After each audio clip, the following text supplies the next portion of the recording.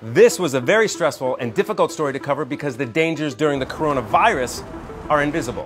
When someone sneezed or someone coughed in the bureau, everyone kind of takes a step back and like, whoa, whoa, whoa, get out of here, get out of here. Obviously kidding, a moment of levity in a very, very tense situation, but it's just kind of our way of coping, I guess, if you will, throughout the whole process. Hi, I'm Scott Heidler, and I've been covering the new coronavirus story in China. And between us, it's one of the most difficult stories I've covered.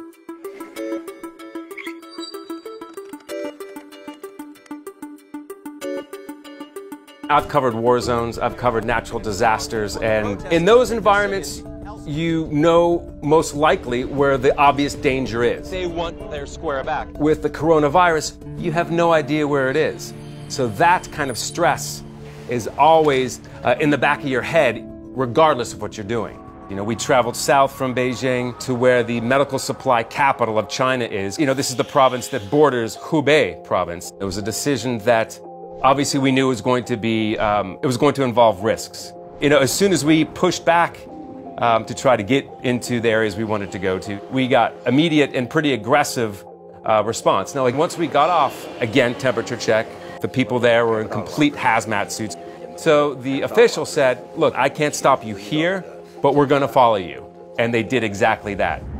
So we're about to come up to where we think the checkpoint is going to be. So it's one of those situations where you need to put on and turn on your mic even before you get there. See? The sign says all the cars stop for check. Oh yeah. They were not happy with us filming. They pretty much are bundling us back in our car, so we're gonna have to head back out. Our job is to get there where the story is happening and talk to the people that this story is impacting, and we couldn't do that. So obviously we are a little bit frustrated and aggressive in trying to get that side of the story. I've been to Beijing multiple times. And it's a teeming city, it's a vibrant city, it's a busy city, but it is absolutely unrecognizable because there's no one there. Going down this street, they would normally have deafening sounds of traffic, of people, of horns, but it was just, you know, dead silent other than your footsteps in the snow. The way China is with enforcement is unique. How quickly they locked Hubei down when the decision was made. People were very frustrated because they just didn't know what was coming next. So you can imagine how frustrating that would be in this situation generally, but having absolutely no idea when it's going to end. और हम इतने दिनों से मतलब room में ही थे, काफी दिनों बाद निकल रहे हैं.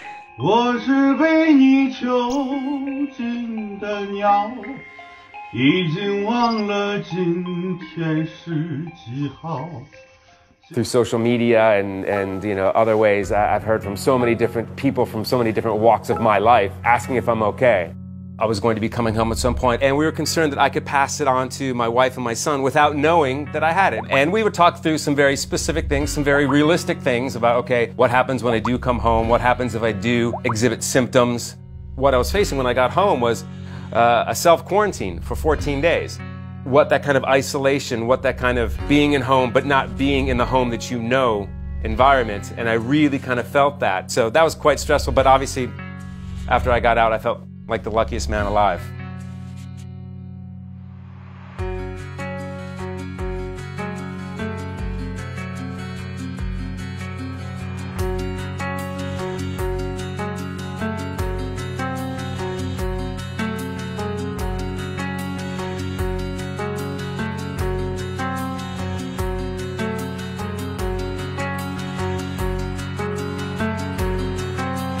This virus is presenting us with an unprecedented threat, but it's also an unprecedented opportunity to come together as one against a common enemy, an enemy against humanity.